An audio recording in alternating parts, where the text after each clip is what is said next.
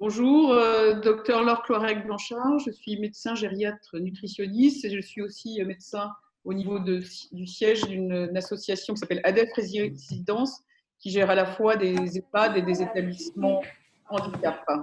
Ça fait longtemps que je m'intéresse à la nutrition des personnes âgées et en tant que médecin, pour mieux comprendre aussi toutes les différents pans de l'alimentation, de la chaîne alimentaire, de la cuisine, on va dire, aux résidents. J'ai aussi fait une formation de management de la restauration collective des établissements médico-sociaux, dans lequel je suis à l'heure actuelle aussi chargée d'enseignement dans un master justement en restauration collective. Voilà. Je laisse la parole à Jean-Marc Toumieux qui va se présenter.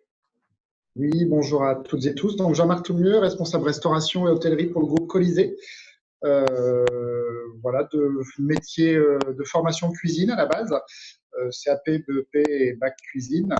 Une expérience depuis 2002 dans le secteur du médico-social, secteur personnes âgées, secteur handicap et secteur soins de suite et de réadaptation. Et aujourd'hui en charge d'un groupe sur la partie alimentaire et hôtellerie au sein de la France. Voilà. On va peut-être juste dire aux différentes personnes qui sont connectées. Aujourd'hui, il y a combien de personnes qui sont connectées, Mathilde? Alors là, on est 48 actuellement. D'accord, très bien. Juste pour vous dire un petit peu comment on envisage avec M. Toumieux d'animer, on va dire, ce webinaire. C'est Toumieux va vous faire une présentation dans laquelle je vais aussi intervenir, le tout étant d'être interactif entre nous pour que vous puissiez en tirer le plus d'enseignements possible. Surtout vous n'hésitez pas à noter vos questions au fur et à mesure, puisque à la fin de cet échange qu'il y aura entre Monsieur Toumieux et moi-même, vous pourrez poser toutes vos questions. Donc, vous ne pourrez pas intervenir pendant notre présentation parce que sinon ça va retarder, etc. Et jusqu'à la fin de notre présentation, qui ne sera pas très longue, vous pourrez nous poser toutes vos questions. Donc, notez-les au fur et à mesure pour qu'à la fin, ça puisse être aussi interactif avec toutes les personnes qui se sont connectées. Monsieur Toumieux, je vous laisse la parole. Oui. Voilà, donc j'ai la main dessus. Ok, parfait. Donc aujourd'hui, on va parler de l'enrichissement de l'alimentation dans le secteur des personnes âgées et dans les EHPAD. Donc on va voir sur différents sujets, un petit peu sur la dénutrition, et je laisserai le docteur Cloirec intervenir sur ce domaine-là, les aspects médicaux de la dénutrition, sur les repas en EHPAD. On abordera aussi le sujet des textures modifiées, qui est un sujet un peu encore différent et sur lequel il y a aujourd'hui beaucoup de choses à faire. Et bien sûr, un temps d'échange après pour répondre à toutes vos questions autour de ce sujet-là. Donc la dénutrition et les repas en EHPAD. Donc pour préciser, la dénutrition en personnes âgées, principalement une dénutrition protéino-énergétique. Elle est liée à un apport insuffisant par rapport aux besoins spécifiques de la personne âgée, et la cause n'étant pas ce que nous donnons, mais plutôt ce que la personne est capable de manger aujourd'hui. Docteur, je vous laisse peut-être développer sur ces sujets-là. Juste, donc là-dessus, vous savez, à peu près dans les éléments responsables, on a un taux de dénutrition de 37% à l'heure actuelle. On pense que c'est largement sous-évalué. La dernière étude, parce qu'il y a très peu d'études, vous le savez bien, sur la dénutrition qui sont publiées à l'heure actuelle, mais la dernière étude qui a été très bien faite et qui a été publiée en 2011, qui a été faite par l'INSERM, sur plus de 4500 résidents, avait montré un taux de dénutrition de l'ordre de 45%. Donc, on pense qu'elle n'est pas assez recherchée, je veux dire, en EHPAD, et que ça vaut le coup, comme vous le savez, différentes formations que vous avez déjà eues, de se battre, entre guillemets, pour, un, la détecter, et deux, la prendre en charge. C'est ce qu'on va essayer aujourd'hui, de vous montrer qu'il y a des moyens relativement, on va dire, faciles à mettre en place pour lutter contre cette dénutrition qui est toujours, on est d'accord, la dénutrition, c'est toujours un déséquilibre entre les apports et les dépenses, en sachant pertinemment, par exemple, un très bon exemple, c'est que quelqu'un qui a une démence et déambule en permanence, il va avoir besoin de plus d'apport parce qu'il va se dépenser beaucoup plus que votre résident qui est assis toute la journée dans un fauteuil. De plus, il peut y avoir aussi des phénomènes d'hypercatabolisme que l'on connaît bien quand il y a une infection, quand il y a des escarres. Et là, vos résidents vont avoir besoin aussi de plus d'apport pour compenser cet hypercatabolisme. Donc, c'était important aussi de resituer ce contexte-là. Aujourd'hui, ce qui est important, enfin, c'est aussi vraiment de travailler sur tout ce qui va être préventif à cette dénutrition. Au-delà de la dénutrition, mais vraiment de travailler sur tout ce qui va être en amont et ce qui va permettre aussi d'éviter dans le monde de la personne âgée de tomber vite dans cette spirale de la dénutrition. Donc, pour commencer, juste un petit constat d'aujourd'hui pour savoir, aujourd'hui en personne âgée en France, donc on sert un petit déjeuner entre 7h et 9h globalement. Un déjeuner dans nos établissements se situe aux environs des midis. Un goûter entre 15h30 et 16h. Un dîner entre 18h et 18h30. Et on propose régulièrement une collation, souvent une madeleine, une compote ou un laitage, proposé et rarement consommé, environ de 20h dans les établissements. Au total, juste pour donner un ordre d'idée, la quantité des aliments pour avoir un apport nutritionnel de base, c'est-à-dire 1950 kilocalories, environ 70 grammes de protéines, ce qui représente à peu près 1 gramme de protéines par kilo et par jour, ce qui est déjà un petit peu inférieur aux besoins nutritionnels. Ça veut dire qu'aujourd'hui, on donne à peu près 1 kilo d'alimentation par jour aux résidents, sans compter bien sûr les boissons qui sont servies au cours des repas. Donc là, juste, je vais intervenir pour deux choses. Donc on a discuté en amont avec M. Toumieux. C'est bien sûr donc toujours de faire très attention à l'intervalle entre les repas.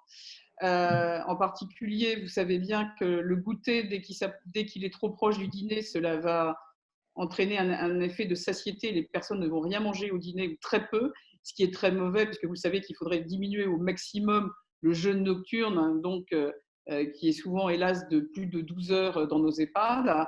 Donc, faire très attention à ce que le goûter soit bien terminé, et je dis bien terminé, au moins 2 heures avant l'heure du début du dîner. Ça, c'est important. Et aussi, autre chose à rajouter, c'est par rapport aux collations. Il peut aussi, bien sûr, y avoir des collations nocturnes qui interviennent pendant la nuit, qui peuvent être données par les équipes de nuit, en particulier dans les unités protégées ou unités dédiées, qui sont souvent très utiles justement pour les résidents déambulants. Autre point sur lequel je souhaiterais intervenir, c'est très intéressant de voir justement les quantités justement qui sont servies en moyenne donc dans les EHPAD, ce que vous veniez de présenter juste avant. Par contre, il faut bien sûr tenir compte du profil des mangeurs. Vous savez qu'à l'heure actuelle, il y a énormément de recherches sur les profils normaux mangeurs, moyens mangeurs, petits mangeurs et très petits mangeurs. Il y a une publication qui vient de sortir, qui vient du plus gros projet de recherche qui travaille dessus, qui s'appelle le projet Hyperessence. Et pour vous donner un ordre d'idée, chez les personnes qu'on appelle les petits mangeurs, c'est autour de 350 grammes de nourriture par repas. Donc, c'est-à-dire, grosso modo, petit déjeuner, dîner, ils ne mangent que 700 grammes, vous voyez bien, d'apport alimentaire en termes de vraiment grammage. Et pour les très petits mangeurs, c'est autour de 230 grammes par repas, donc 460 entre guillemets, entre le déjeuner et le dîner. Vous voyez qu'on est très en dessous des 1,2 kg par jour. Donc vous voyez bien qu'il va falloir qu'on s'adapte. Parce que l'idée, ce n'est pas seulement de s'adapter au profil alimentaire, normaux mangeurs, moyens mangeurs, petits mangeurs, très petits mangeurs, etc.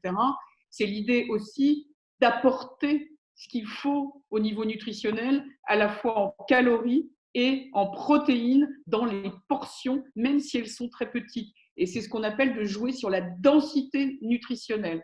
Et c'est tout le savoir-faire justement du chef de cuisine, de toute l'équipe de cuisine, qui va pouvoir vous mettre dans des petits volumes vraiment la densité nutritionnelle suffisante pour apporter les apports nécessaires et pour lutter contre la dénutrition. Tout à fait. Donc ouais, aujourd'hui, c'est vrai que la grosse difficulté qu'il y a, c'est de réussir justement à concentrer toute cette partie-là, tous ces apports qui sont réellement des apports nécessaires. Et souvent, la spirale de la dénutrition arrive quand le résident commence à moins s'alimenter, à moins être en capacité de manger ce volume de nourriture par jour. Et donc, du coup, là, ça commence à devenir compliqué. C'est quand il réduit son volume de nourriture, ça veut dire qu'il réduit ses apports. Et si on ne réussit pas à concentrer, on va vite tomber dans cette spirale.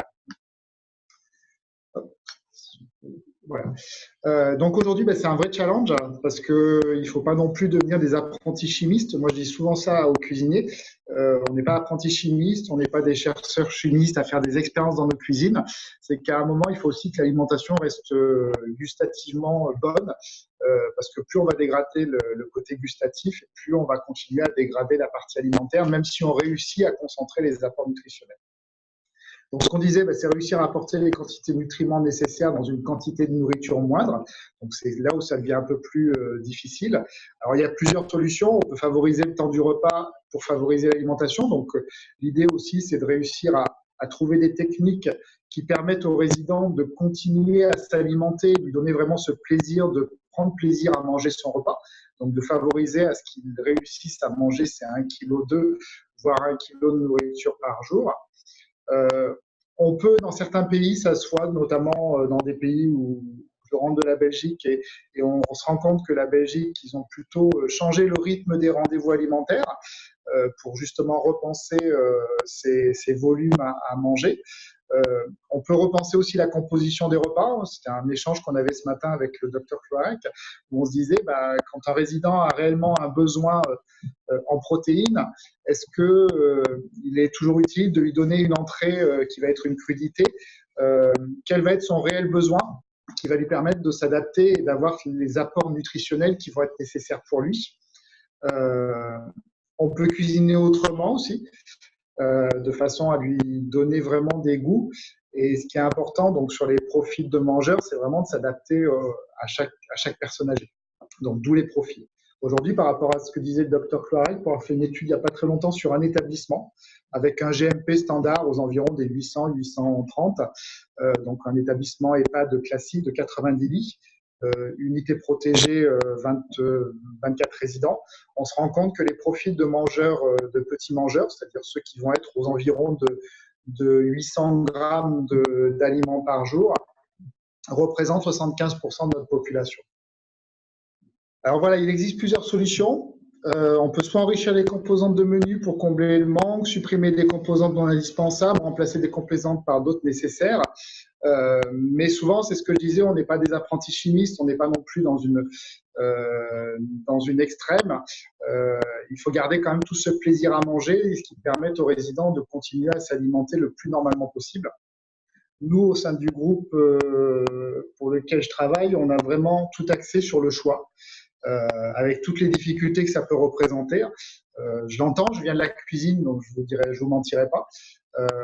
C'est-à-dire que vraiment, on est parti du principe que plus le résident avait le choix dans son alimentation, tant lui donner de contraintes, et plus justement il continue à s'alimenter le plus normalement possible et le plus longtemps possible, de façon à prévenir tous ces risques de dénutrition. Donc on va le développer par la suite. Vous avez complètement raison. Ce qui est intéressant, c'est que toutes les études ont montré que dès qu'il y avait une monotonie dans l'alimentation, ça favorisait la dénutrition.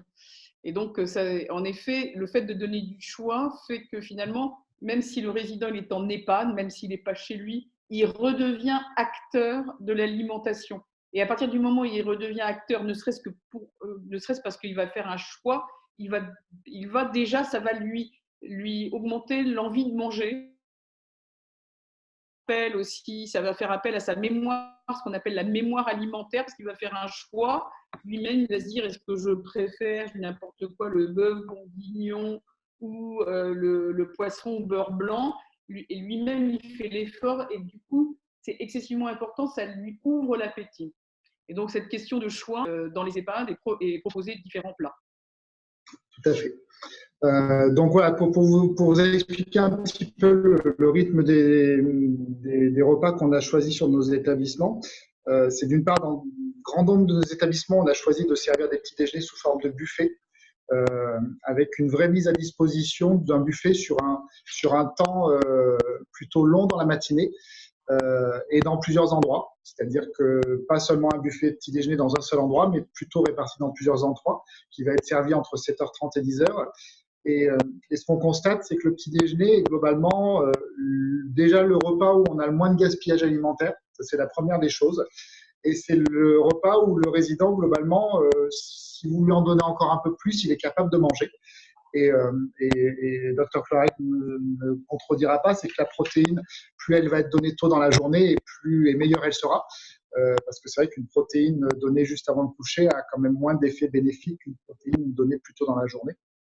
Tout à fait. Donc ça, c'est tout à fait très important. C'est que normalement, on doit tout faire, entre guillemets, pour donner l'enrichi, entre guillemets, favoriser l'enrichi dans la première partie de la journée, c'est-à-dire entre le petit déjeuner et le déjeuner. Et surtout, n'hésitez pas à favoriser le déjeuner parce que c'est en effet le repas le plus consommé, comme vous l'avez souligné. Le résident a faim, a soif, il a souvent 12 heures de jeûne, il n'a pas vu quelqu'un. Et vraiment, il faut vraiment favoriser au maximum l'enrichi au petit déjeuner et ensuite au déjeuner parce qu'au niveau du métabolisme protéique, il sera d'autant plus assimilé. Tout à fait. Donc, le petit déjeuner, aujourd'hui, on constate quand même qu'on est sur des résidents qui, c'est ce qui est fabuleux dans ce métier et ce que j'apprécie depuis le temps que je le pratique, c'est qu'en fait, on est sur un métier qui évolue en permanence et on constate que les résidents qu'on a aujourd'hui dans les établissements sont des résidents qui sont ouverts à une autre alimentation qu'on pouvait avoir il y a 5 ou 10 ans. Où c'était une biscotte, une tranche de pain, une tartine, etc. Aujourd'hui, quand on propose des yaourts aux résidents, on se rend compte que pas tous ne vont en prendre, mais certains vont en prendre. Et un yaourt, c'est déjà un yaourt ou un fromage blanc, ça va déjà avoir un apport protéinique le matin qui va déjà avoir un véritable effet. Oui, c'est très important. Il y a des résidences pour lesquelles, moi, que j'ai suivies, et pour lesquelles, en fonction des régions de la France, parce que quelque part aussi, c'est important aussi de tenir compte des spécificités régionales et des envies des résidents, ça c'est important. Mais par exemple, le fromage blanc, il faut savoir que 100 grammes de fromage blanc nature, ça porte déjà 7 grammes de protéines. Donc, quelquefois, juste de proposer comme ça des fromages blancs au petit déjeuner, au déjeuner, etc., ça permet déjà très rapidement de faire un enrichissement protéique. Il suffit juste après de le faire varier avec un petit filet de miel, de confiture, de plein de choses. Mais le fromage blanc, c'est quelque chose, d'abord, premièrement, ça peut être quelle que soit la texture, donc ça c'est important aussi. Et c'est quelque chose souvent qui est très apprécié et qui hydrate en plus. Donc il y a des petits enrichis comme ça qu'il faut vous garder en tête. Fromage blanc nature, ça apporte 7 grammes de protéines. Un yaourt nature, ça apporte 5 grammes de protéines. Donc, je pense qu'après, on en reparlera, mais qu'il faudrait qu'on développe tous ensemble une espèce de boîte à outils qui vous aide à mettre en place de l'enrichissement facile, entre guillemets. Tout à fait, oui. Et donc aujourd'hui, c'est vrai qu'il y a eu quand même pas mal de recherches, notamment le programme Renaissance, etc., qui ont abouti sur de nombreuses choses. Et notamment, il y a un produit aujourd'hui qui existe, qui a été lancé sur le marché au mois de juillet, que certains connaissent peut-être, qui permet aujourd'hui d'enrichir des choses que jusqu'ici on avait beaucoup de mal à enrichir pour avoir fait beaucoup d'expériences sur le jus de fruits. Alors je suis pas apprenti chimiste, en général quand je fais de l'expérience j'essaie de goûter et de voir si c'est buvable derrière. Et aujourd'hui le jus de fruits est une composante qui est assez consommée dans nos établissements mais qui reste difficile à enrichir. Et c'est vrai qu'aujourd'hui il existe une protéine à base de collagène qui permet justement d'enrichir d'une façon neutre un jus de fruits sans coloration, sans aucun goût ajouté et qui permet d'enrichir un jus de fruits jusqu'à 7 grammes de protéines. Donc voilà, donc tout cumulé peut permettre d'avoir déjà sur un petit déjeuner qui apporte pas énormément de protéines, plutôt une notion de plaisir, juste sur cette notion de plaisir, continuer à conserver la notion de plaisir, mais rajouter déjà peut-être 15 grammes de protéines en faisant des fois 2 petites pratiques. Et 15 grammes sur une journée, c'est déjà pas loin de 15% de ce qu'il faudrait ajouter. Oui, alors ça c'est important. Le jus de fruits enrichi, ça marche très bien. Surtout quand on utilise en effet les bons produits parce qu'il y en a d'autres en effet qui donnent un goût ou qui floculent ou qui et du coup quand le résident dit mais non c'est pas un jus de fruits normal, j'en veux pas. Donc c'est ça que c'est important en effet d'avoir cet aspect le plus proche possible de l'alimentation usuelle qu'il ait envie de boire. Un petit truc que j'ai testé sur des EHPAD, c'est les équipes qui sont revenus vers moi en me disant docteur, ils ne voulaient plus de leur jus de fruits enrichi. Et du coup, les infirmières s'en sont emparées. Et elles ont dit, bah, plutôt que nous faire le tour, faire la distribution des médicaments le matin en leur donnant de l'eau, eh ben nous, on va mettre le jus de fruits enrichi sur notre chariot de médicaments et à toutes les personnes qui en ont besoin, on va donc leur donner leurs médicaments avec le jus de fruits enrichi. Et ça a super bien marché. Pourquoi? Parce que déjà, le fait que ce soit donné par une infirmière, vous savez que ça n'a pas le même poids. Deuxièmement, il faut aussi prendre ces médicaments et du coup, bah, autant à ce moment-là utiliser aussi le jus de fruits enrichi pour entre guillemets, avaler ces médicaments. C'est un petit truc, c'est plein de petits trucs comme ça qu'il faut partager ensemble. Et je peux vous assurer que le jus de fruits qui était plus pris, tout d'un coup, il s'est mis à complètement être pris sur ces établissements quand c'est donné au moment des médicaments.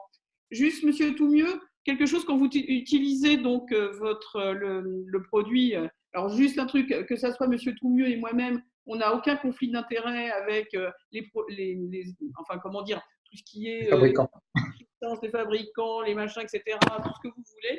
Mais c'est sûr qu'il y a des produits qui sont meilleurs que d'autres parce que monsieur Toumieux comme moi-même, on goûte tout avant de le donner aux résidents. Et ça, c'est un principe de base aussi pour vous. Hein. Faites-vous des dégustations dans les EHPAD de ce que vous donnez aux résidents. Hein. Donc, c'est important d'utiliser le bon produit et d'avoir aussi la bonne fiche technique parce qu'il y a certains produits, alors nous, on utilisait un autre produit à un moment donné qui s'appelait du Frésubat Protein Powder, mais qu'il fallait vraiment mélanger de façon vraiment très importante. On demandait souvent que ça soit fait en cuisine, que ça soit mixé avant en cuisine, et ça retombe. Et éviter d'utiliser des jus translucides, en particulier raisin et pommes. Alors, je ne sais pas si, monsieur Toumieux, vous, avec l'autre là qui s'appelle Protéocare, parce qu'on peut le donner quand même pour eux, pour pas qu'ils aient à chercher partout qu'est-ce qu'il faut prendre comme produit. Est-ce qu'il faut utiliser des jus de fruits particuliers? Non, on peut l'utiliser sur tout type de jus de fruits. On peut aussi le rajouter à la compote, etc. Enfin, c'est vraiment une protéine qui est sortie d'ailleurs du projet Renaissance par une start-up au départ, qui a été conçue sur le projet Renaissance au départ, et du coup, qui est vraiment dans une neutralité totale en termes d'enrichissement. Après, pour l'avoir testé, ce produit, il faut aussi tester son bon dosage. Et ce produit-là, autant sur une purée de pommes de terre, ou un potage, vous allez pouvoir le monter à 15 grammes de protéines par portion, que sur un jus de fruits, dès que vous commencez à passer le 7 grammes, il ne faut pas aller au-dessus parce que du coup, vous allez automatiquement dénaturer le goût. C'est là où je suis. C'est pour ça que je veux vraiment insister. C'est ce que je dis toujours à nos cuisiniers. On n'est pas apprenti chimiste. C'est pas parce qu'on va dire qu'il faut mettre 10 grammes de protéines que l'objectif c'est de mettre 10 grammes. C'est que je suis plutôt partisan de dire on va mettre la quantité de protéines qui va permettre que le résident continue à manger, même si on descend un petit peu à 7 grammes, 8 grammes. D'accord. Il faut vraiment tester et goûter tout ce qu'on fait. Parce que des fois, on est sur des idées reçues en se disant tiens, on a réussi à mettre 10 grammes. Sauf qu'après, on se rend compte que le résident, il va le manger une fois et puis après, il ne va peut-être pas le manger une deuxième fois. Okay. Donc, ce qui serait bien, et on en parlait aussi avec monsieur Toumieux avant, et je pense que ça vous serait très utile, mais vous nous le direz après quand on en sera aux questions-réponses, c'est éventuellement mettre à votre disposition des fiches techniques, justement, qui ont été testées sur nos établissements pour que vous ne perdiez pas de temps, que vous puissiez utiliser les bons dosages et faire les bonnes préparations, justement. Autre chose, au petit déjeuner, il y a des choses aussi toutes bêtes suivant les régions qui peuvent être utilisées. C'est par exemple, ne serait-ce que aussi un bout de fromage. Hein, dès qu'on est dans des pays type en Alsace, des choses comme ça, ils aiment bien leur petit bout d'emmental le matin. Et un bout d'emmental de 30 grammes, ça apporte 8,55 grammes de protéines. Donc vous voyez, il y a plein de petites choses qu'il faut garder en tête. D'avoir justement, et donc c'est pratique d'avoir, évidemment, il vaut mieux l'avoir en conditionné, c'est plus pratique pour le petit déjeuner, mais si vous avez la possibilité de faire un buffet, à ce moment-là, ça peut tout à fait être déconditionné et être coupé justement sur le fromage entier. Mais c'est plein de petites choses, vous voyez, si on fait déjà un jus de fruits enrichi, un fromage blanc, un bout d'emmental, on arrive très vite entre 15 et 20 grammes. Et si on arrive très vite entre 15 et 20 grammes, là on ne vous parle que des protéines, mais bien sûr il y a des calories avec aussi, et vous voyez qu'on est très près de ce qu'apporterait un complément nutritionnel oral. Hein.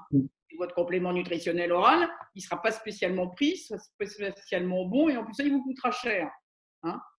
Donc, vous voyez, donc c'est l'intérêt aussi du fait maison ou de l'apporter dans l'alimentation usuelle, et surtout que les résidents, ils n'aient pas l'impression qu'on lui donne un médicament, hein, mais justement que ça soit c'est apporté dans l'alimentation, soit c'est masqué dans l'alimentation, donc ils le consomment.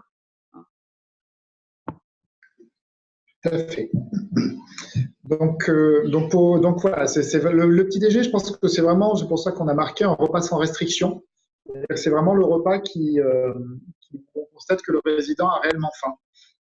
Donc, je pense qu'il faut essayer de trouver toutes les techniques possibles pour pouvoir lui donner le rassasier en quelque sorte, mais lui donner vraiment ce qu'il a envie et ne pas être sur une construction de petit déjeuner qui peut parfois être un peu standardisée, s'ouvrir vraiment sur tout ce qui est possible. Ensuite, nous, on a fait le choix, c'est ce que je vous disais, le plus important pour nous, c'est le choix. Sur le repas du midi, on a fait le choix de laisser systématiquement 2 alternatives au niveau du plat protidique et de la garniture. C'est-à-dire que tous les jours, en salle à manger et dans les unités, le résident a le choix entre soit 2 viandes différentes, soit une viande, un poisson, et c'est fait sans précommande. C'est-à-dire qu'il n'y a pas de contrainte. C'est-à-dire que globalement, le résident arrive à table, il va commander au moment où il arrive à table. Si au moment où il voit l'assiette du voisin, il a envie de changer parce que l'assiette du voisin lui fait envie, et il s'est dit, moi j'ai commandé l'autre plat et du coup l'assiette du voisin me fait envie, on est vraiment sur un service à la carte au moment du repas de midi, qui aujourd'hui, on l'a mis en place depuis 2 ans à peu près, 6 jours par semaine, et on constate vraiment une vraie satisfaction. Un vrai plaisir. Et du coup, pour parler aussi, parce que je crois qu'il y a des cuisiniers autour de cet webinaire, et moi j'en suis un. Aujourd'hui, pour parler en cuisine, les cuisiniers aussi ont retrouvé une vraie satisfaction de travail, dans le sens où aujourd'hui, comme ils ont une satisfaction résident, en termes de temps de travail, on est sur des alternatives qui sont aussi travaillées en amont sur les menus. Ça nous permet vraiment de nous épanouir et de donner une satisfaction et de permettre une alimentation le plus plaisir possible. Toujours le plaisir. Oui. C'est important. Si on n'apporte pas de plaisir, de toute façon, on n'arrivera pas à lutter contre la dénutrition, et le résident, il ne consommera pas son repas si on ne lui apporte pas du plaisir. Alors pour nous, le goûter, on a gardé vraiment que le plaisir sur le goûter, parce que du coup, on a voulu garder toutes les traditions en proposant un goûter standard avec des gâteaux faits maison, quelques produits ou smoothies à base de lait, et puis 1 fois par semaine, crêpes ou gaufres systématiquement. Mais là, on a voulu garder vraiment cette petite notion où il y a la famille qui rend visite, et c'est un moment de vie de l'établissement. J'ai découvert, pour parler d'un pays étranger où j'étais hier, en Belgique. En Belgique, ils ont des bars l'après-midi dans leurs établissements, où les familles viennent, une forte présence des familles, où les familles viennent, et c'est tenu par des bénévoles, et c'est un vrai lieu de rendez-vous où dans l'après-midi, on peut croiser jusqu'à 60-70 personnes qui viennent boire un verre avec leur famille. Une tradition, c'est la bière, mais en tout cas, voilà, il y a une vraie tradition qu'on a peut-être un peu moins en France. Et puis l'autre aspect sur le dîner. Avant que vous abordiez le dîner, je me permettrai juste de faire un petit commentaire là, au niveau du goûter, juste pour vous dire qu'à l'heure actuelle, il y a toute une réflexion sur la restructuration de la journée alimentaire, et il y a tout un questionnement sur le goûter. Parce que vous savez très bien que vos parents, s'ils ont encore la chance d'être chez eux, ils ne prennent pas de goûter. Le goûter, il revient quand les personnes arrivent en EHPAD. Et donc, il y a toute une question qui se pose à l'heure actuelle sur quel est l'intérêt, pas du tout social, hein, mais de l'intérêt ni de la convivialité, l'intérêt nutritionnel du goûter. Alors, l'intérêt qui est très grand, c'est de l'hydratation, ça c'est clair. C'est important parce que ça permet d'hydrater, de boire, c'est convivial, tout ce que vous voulez. Mais vous le savez très bien comme moi que dans la plupart des EHPAD, ce qui est apporté n'est pas nutritionnellement intéressant. C'est souvent des gâteaux, des biscuits, etc. Donc, à l'heure actuelle, il y a toute une réflexion pour reporter le coût du goûter sur en particulier le petit déjeuner, c'est-à-dire d'avoir un coût équivalent journée alimentaire, mais pouvoir peut-être rebasculer certains composants plus pour apporter justement un fromage blanc au petit déjeuner ou quelque chose.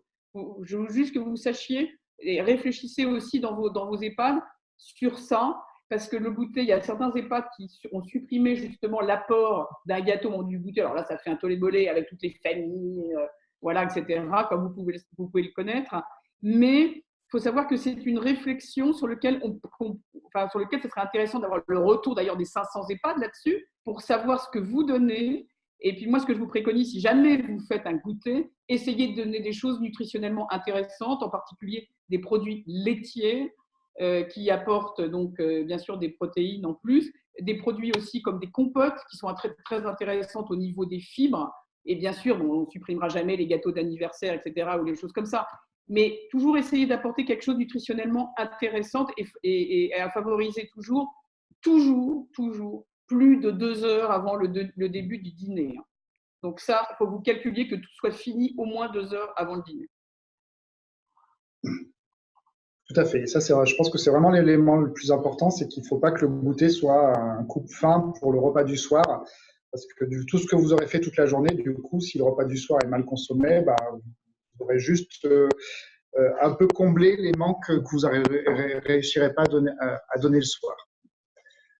Donc, pour parler sur le dîner, donc bien sûr un potage à base de légumes. Alors moi, je suis un peu revenu en arrière sur le potage à base d'enrichissement à base de poudre de lait. Tout simplement parce qu'on se rend compte que la poudre de lait, c'est vrai que c'est un produit assez simple à intégrer au potage, qui permet d'avoir un enrichissement assez facile sur du lait demi-écrémé, mais qui à un moment fait qu'on a un potage qui est souvent tout le temps de la même couleur et qui gustativement a souvent le même goût. Donc c'est vrai qu'aujourd'hui, il y a d'autres techniques qui peuvent permettre d'apporter des protéines dans un potage, pour enrichir un potage, autre que la poudre de lait, justement pour favoriser et éviter tout l'aspect lassitude qui fait qu'un potage enrichi en poudre de lait, les premiers jours, ça va leur faire plaisir, mais on se rend compte qu'en fait, la consommation du potage a tendance un peu à baisser au fil du temps parce que malheureusement, la couleur est un peu identique et le goût, le fait de rajouter de la poudre de lait, ça masque le goût d'un potage de légumes, même s'il est différent tous les jours. Alors là, je suis totalement d'accord avec vous. C'est toujours le problème de la monotonie du goût. Vous savez qu'à un moment donné, il y avait une mode de mettre des vaches qui rient dans le potage. Il faut savoir qu'une vache qui rit, ça apporte 2 grammes de protéines. Alors, vous voyez, il en faut des vaches qui rient pour apporter des protéines dans une assiette de 250 millilitres de soupe. Donc, et souvent, on s'apercevait que les résidents se plaignaient justement aussi de ce goût lacté. Et donc, nous aussi, au niveau d'ADEF Résidence, il a été développé ce qu'on appelait des bases enrichies pour le potage, qui sont soit à base de jambon, de poulet, d'œufs, etc. Et donc, c'est une espèce de base d'enrichi qui est mis au plus près de la distribution. C'est-à-dire qu'il y a votre potage qui change tous les jours de goût, qui est dans votre menu. Et pour ceux qui sont en enrichi, il y a cet enrichi qui est rajouté donc au plus près de la consommation et qui du coup donne un goût qui est très agréable, qu'on a testé donc chez beaucoup de résidents, et qui permet de rajouter autour de 8 grammes de protéines. Donc c'est aussi très important, vous voyez, en sachant pertinemment que le potage est un des éléments le plus consommé au moment du dîner, comme vous le savez. Tout à fait. Donc pour passer ensuite sur quelques exemples, en fait, c'est juste un exemple de menu. Où, donc du coup, il y a chaque fois le double choix de viande, d'éléments protéiques, et chaque fois le double choix, c'est-à-dire féculents et légumes systématiquement tous les jours. Le seul moment où on ne fait pas le double choix protéique, c'est le dimanche, de façon à travailler plus des produits standards, mais des produits très traditionnels. L'idée du dimanche, c'est aussi d'être sur des produits que les personnes âgées aiment beaucoup. Donc, on ne va pas non plus aller chercher des recettes de chez Bocuse ou de chez Racine, même si on est très, très traditionnel, qui leur rappelle un peu leur plat du dimanche, en fonction des régions. Ensuite, sur les différents enrichissements. Donc, on vous a mis quelques exemples. Aujourd'hui, on est sur des exemples. Il faut savoir que 30 grammes de poudre de lait demi-écrémé vous apporte environ 9 grammes de protéines. C'est-à-dire que si vous voulez amener 9 grammes de protéines dans une portion, il faut que vous fassiez votre portion traditionnelle, votre recette traditionnelle, plus 30 grammes de poudre de lait. J'insiste sur le demi-écrémé, parce qu'aujourd'hui, en fait, vous pourriez choisir du lait écrémé qui va avoir un apport nutritionnel plus important et plus avantageux en termes de protéines. Mais plus vous allez concentrer cet apport de protéines, et plus vous allez avoir un goût ferreux qui apporte la protéine. Et le lait écrémé a aussi un autre vice, c'est que dans certaines préparations, notamment des flancs ou quoi que ce soit, comme il n'y a pas de crème, techniquement, un lait écrémé a du mal à prendre. Et votre flan, il aura du mal à se gélifier. Donc voilà, donc ce sont des préparations. La poudre de lait, ça peut très bien être ajouté dans des quiches, des purées, des flans, sucré au salé, des polenta ou des clafoutis. En termes de recettes, c'est assez simple. C'est vous faites votre recette de quiche. Au moment de vous avez fini votre appareil à quiche, vous rajoutez juste 30 grammes de poudre de lait. Donc dans une quiche, ça fait à peu près 300 grammes de poudre de lait demi-écrémée. Et à la fin, vous faites cuire votre quiche et ça vous redonne une quiche où chaque portion aura 9 grammes de protéines supplémentaires. Alors, ce sont des recettes qui sont totalement testées et qui, gustativement, n'ont aucun goût différent. Après, vous avez quelques exemples en termes pour apporter 9 à 10 grammes de protéines, notamment sur des salades, des omelettes ou des choses comme ça. Vous pouvez rajouter des lardons, du fromage râpé. Donc, on vous a mis quelques exemples techniques pour que vous ayez un petit peu la correspondance entre comment on peut obtenir 9 à 10 grammes de protéines et qu'est-ce qu'il faut rajouter. Juste pour la poudre de lait, par contre, ça peut être utilisé au petit déjeuner. Il y a des sachets individuels qui sont intéressants, ce sont des sachets individuels de 15 grammes, donc qui sont faciles, si vous voulez, à distribuer le matin au petit déjeuner. Et elles peuvent être ajoutées à partir du moment où il y a une composante laitière au petit déjeuner, c'est-à-dire café au lait, chocolat, thé au lait ou même un fromage blanc. Et donc, un sachet de 15 grammes de poudre de lait, ça apporte 4,5 grammes, ce qui n'est pas négligeable, et surtout, c'est totalement masqué à partir du moment où c'est dilué à 10-15%. Donc, c'est seulement s'il y a un apport laitier au départ.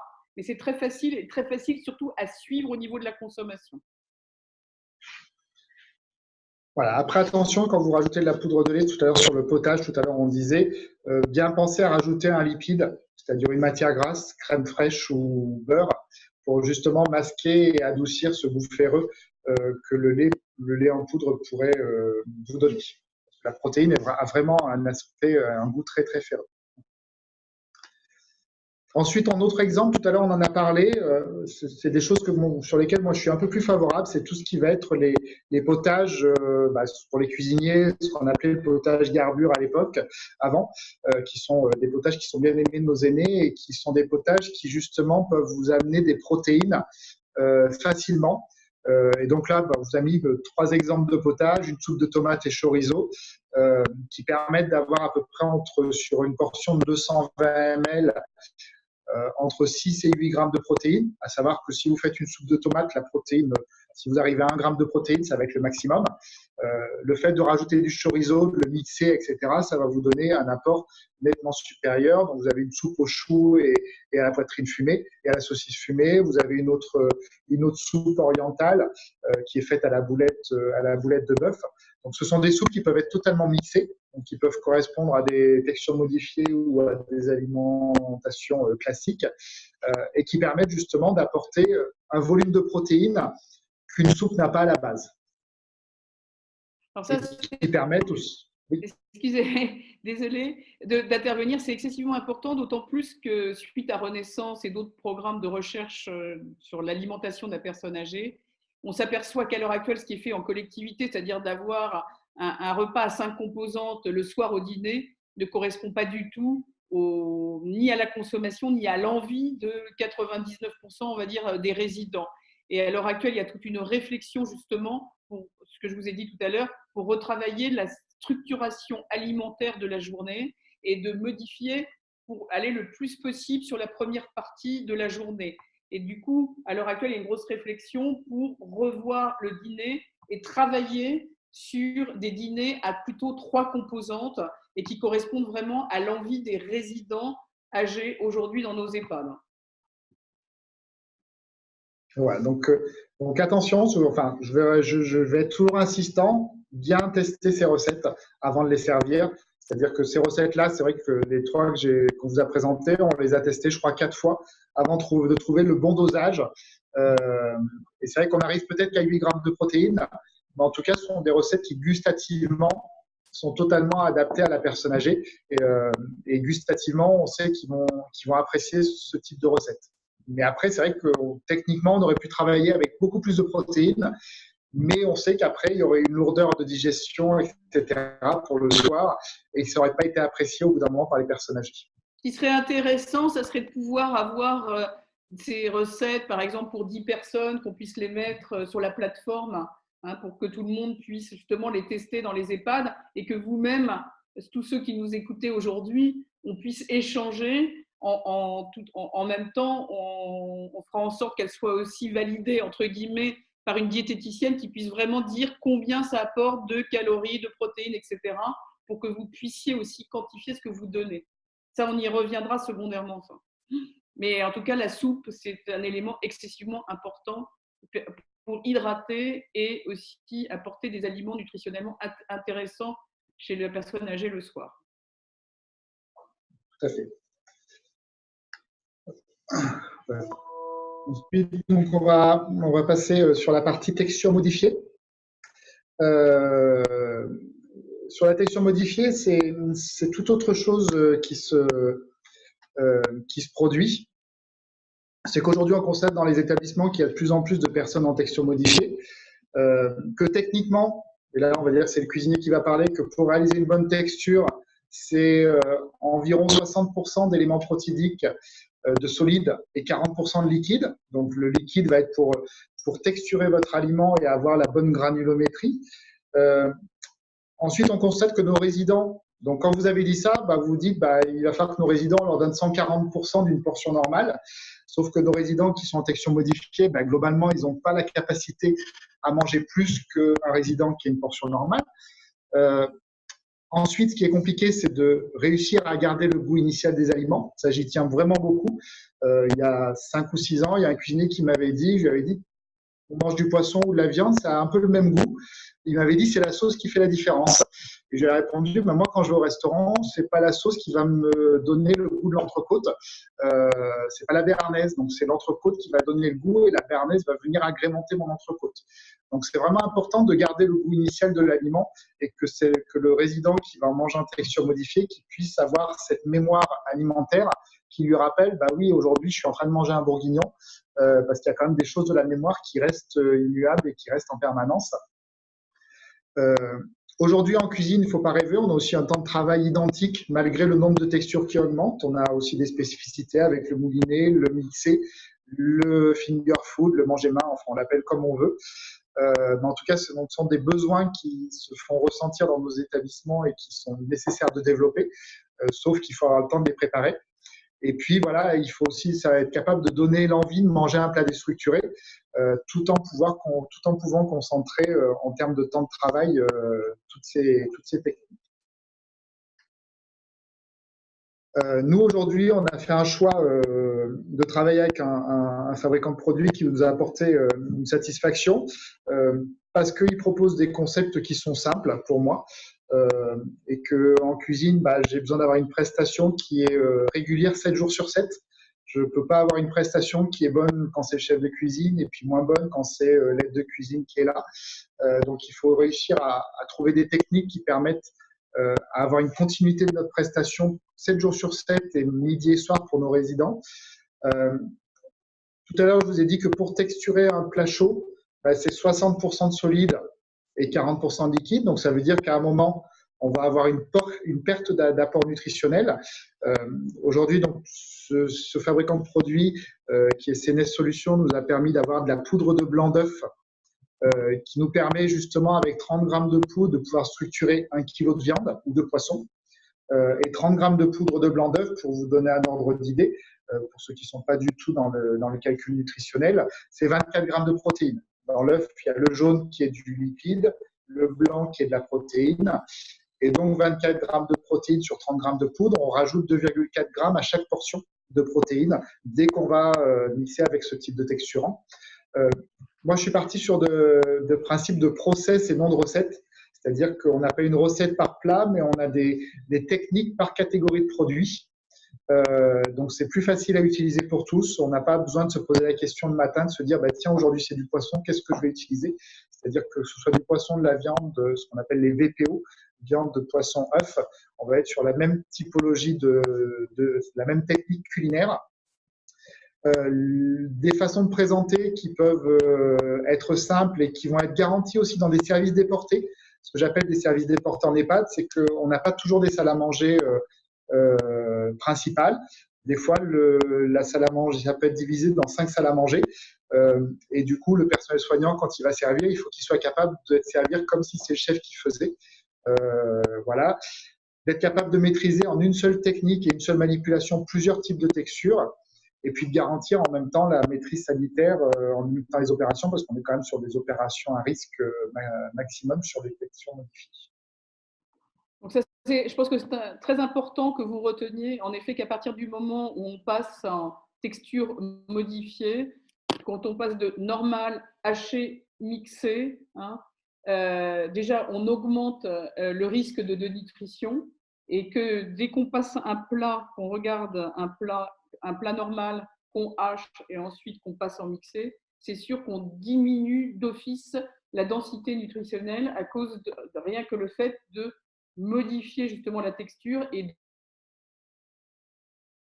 il faut toujours le garder en tête que le même plat, hein, s'il est donné en mixé, si on n'a pas rajouté une composante justement pour combler ce déficit, il sera beaucoup moins riche en protéines et en calories. Donc il faut compenser quelque part cette perte de densité nutritionnelle due simplement à la modification de la texture. Il faudra systématiquement, en quelque sorte, enrichir un mixé pour compenser. Tout à fait. Donc, ce qui est important, c'est cette partie-là et puis garder le goût. C'est-à-dire que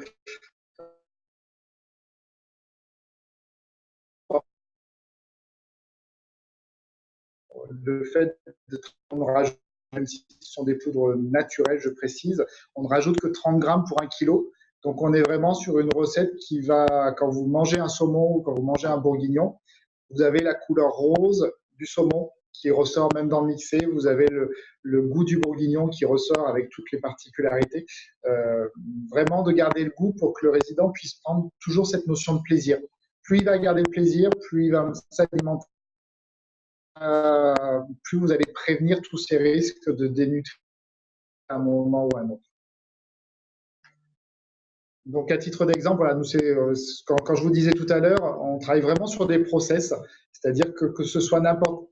Quand c'est une crudité, on sait que toutes nos crudités vont être faites sous la même technique. C'est-à-dire que vous preniez une carotte, un céleri, une betterave, un concombre ou une tomate, ben, ça va être le produit plus le produit de base plus 30 grammes de crudiment. Alors notamment, c'est ce qui est une algue à prise sans chauffage et sans refroidissement. Donc, ce que je disais tout à l'heure sur la garantie sanitaire, c'est-à-dire que vous n'avez qu'une étape, c'est-à-dire vous mixez, vous rajoutez l'algue, vous mettez au frigo, vous démoulez, et votre mixé, il est terminé, il est prêt, il est présentable,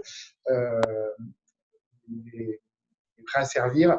Et sur le chaud, ben voilà, on a aussi un process. On a un process sur les féculents, on a un process sur les légumes, on a un process sur les fruits crus, etc.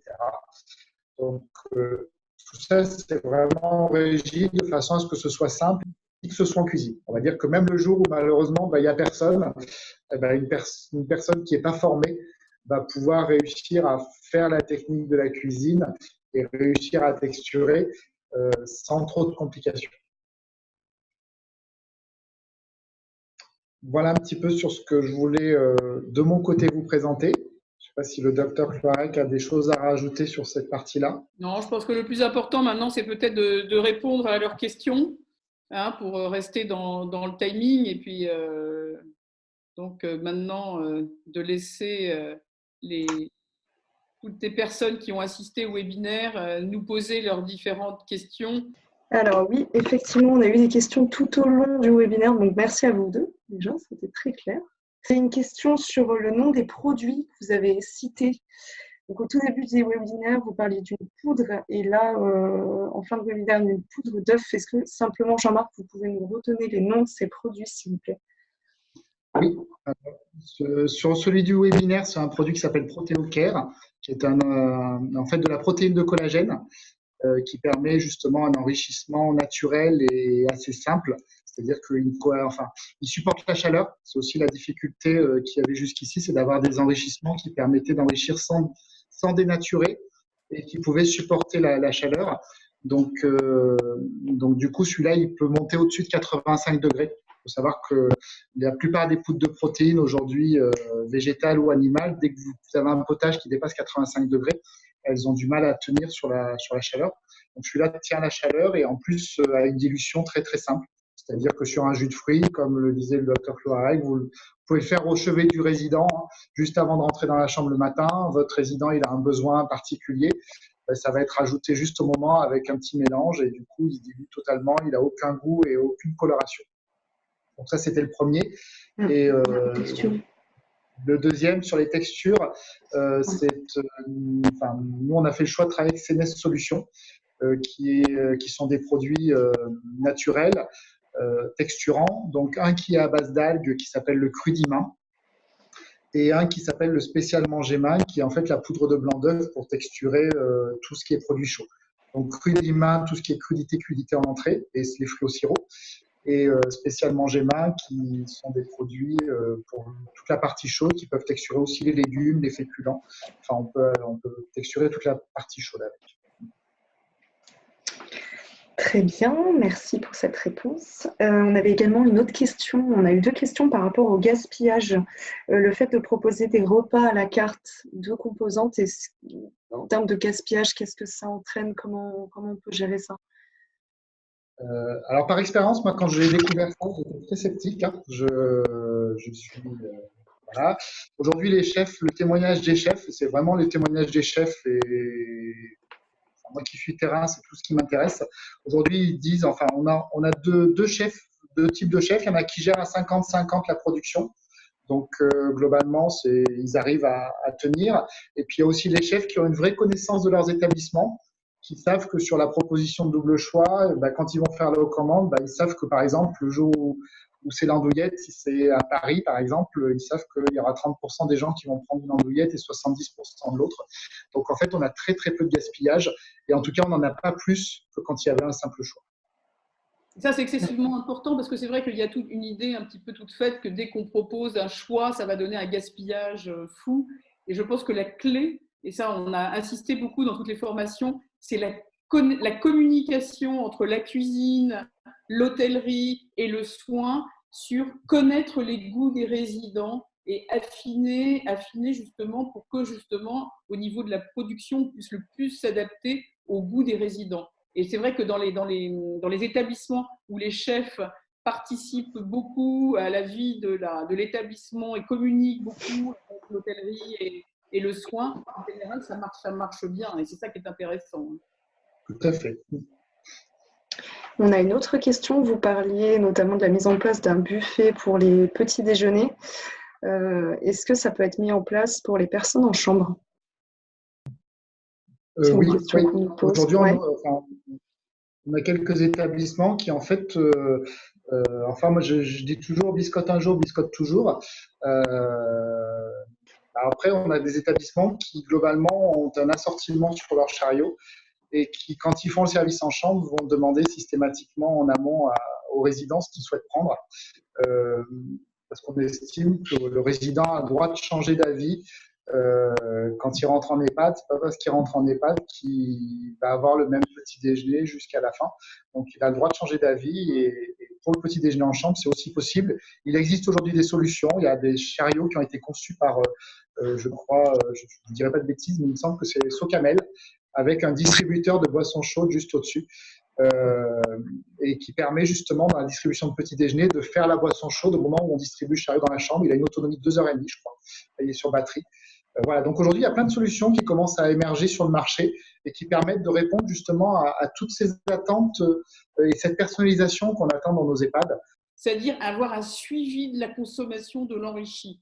Parce que vous savez bien, et vous le voyez bien, on l'a vu d'ailleurs dans le recueil de l'autodiagnostic, il y a plus de 8 000 € qui est dépensé en moyenne par EHPAD pour les CNO et plus de 8 000 € sur l'enrichi maison. Donc, autant aussi le mettre au bon endroit et qu'il soit consommé. Parce que, comme le dit M. Tougneux, ce n'est pas parce que pendant il va adorer son bout de fromage, son jus de fruits enrichi, son fromage blanc petit déjeuner, que le 3e mois, il en aura pas marre et il voudra autre chose. Et hélas, pour vraiment lutter contre la dénutrition, à un moment donné, il faut aller vers la personnalisation et savoir ce dont le résident a envie. Et du coup, n'hésitez pas, et ça je le répète à chaque fois, faites vraiment un recueil sur 3 jours de sa consommation, 1 usuelle et 2 de l'enrichi. Et vous allez être très étonnés, ça va vous éviter aussi beaucoup de perte de temps et beaucoup de production aussi inutile et d'argent gaspillé dans l'enrichi. On va répondre aux 3 dernières questions et puis après on va s'arrêter là. Combien avez-vous de personnes pour le service en salle et en cuisine, on nous demande? Alors nous, aujourd'hui, dans notre groupe, aujourd'hui sur un établissement de 80 lits, on a environ 2,8 en cuisine. Maximum, on doit être à 4 en cuisine sur des établissements de 110 lits. Et en salle, en fait, ce sont les agents hôteliers, les aides-soignantes qui font le service, comme dans tous les établissements. Donc, il n'y a pas plus de personnes qu'on va dire qu'en établissement standard. Et pour la cuisine, vraiment pour rassurer, j'étais aussi sceptique en arrivant que tout le monde. Et globalement, le retour des chefs est vraiment le côté positif en termes de temps de travail, une fois que c'est bien organisé, qu'on connaît bien ses résidents, qu'on connaît bien son établissement. Et comme le dit Dr Cloirac, il y a une bonne communication entre les équipes de service et les équipes de cuisine. Du coup, ça marche plutôt bien parce qu'il y a de bons échanges et tout est assez fluide. On nous demande également quel est le mode de distribution chez vous en ce qui concerne chariot et unité de vie, les liaisons chaudes ou froides? Alors nous, on est uniquement en liaison chaude, ça c'est sûr, de partout, sur tous nos établissements. Et ensuite, on a des établissements qui vont être en service décentralisé par étage. Et ensuite, on a d'autres établissements qui ont sur des salles à manger communes. Ce que l'on préconise quand même dans pratiquement tous nos établissements, c'est d'avoir le repas en salle à manger commune. Hormis pour les unités protégées, UPDP, UPG compris. D'accord. Et dernière question, arrivez-vous à maîtriser le coût du petit déjeuner en proposant un buffet? Oui. C'est très surprenant, j'étais très étonné aussi. Mais en tout cas, ceux qui ont développé le buffet petit déjeuner, on se rend compte que globalement, ils réussissent bien à maîtriser leur coût. Après, un coût de journée alimentaire, ça se maîtrise sur une journée complète. Et comme disait le docteur Cloirac tout à l'heure, il y a de vraies réflexions à avoir sur la composition d'une journée alimentaire, à savoir qu'une journée alimentaire globale, ça veut dire que, il y a de vraies réflexions à avoir sur chaque composante. C'est-à-dire le goûter, c'est une vraie réflexion qui se pose déjà, tenir, ou est-ce qu'il faut le faire différemment. Voilà. Donc globalement, un résident qui a une capacité à manger 800 grammes par jour, il continuera à manger 800 grammes par jour, que vous le donniez au petit déjeuner, au dîner, au goûter. Après, c'est la répartition et c'est l'observation, comme le disait à l'instant le Dr Cloirac, qui est importante. Observez vos résidents et vous allez vous rendre compte qu'ils ont des habitudes de vie, des habitudes de consommation, et calez-vous sur leurs habitudes de consommation. C'est là où aujourd'hui on a longtemps écouté un GEM-RCM qui n'est plus trop une référence en la matière, mais qui est basé sur des habitudes de consommation qui sont peut-être plus cohérentes. C'est là où justement il faut peut-être repenser la restauration en EHPAD, et je pense qu'il faudra la repenser régulièrement tous les 5 ans parce que nos profils de résidents évolueront très rapidement. On va s'arrêter là. On a dépassé l'heure, 1 heure de webinaire, donc c'est parfait. Je vous remercie Jean-Marc et puis Laure également pour cette intervention. Et puis ce webinaire sera disponible, comme je vous le disais, sur la plateforme si vous voulez le revisionner avec vos équipes. Voilà, merci beaucoup. Merci.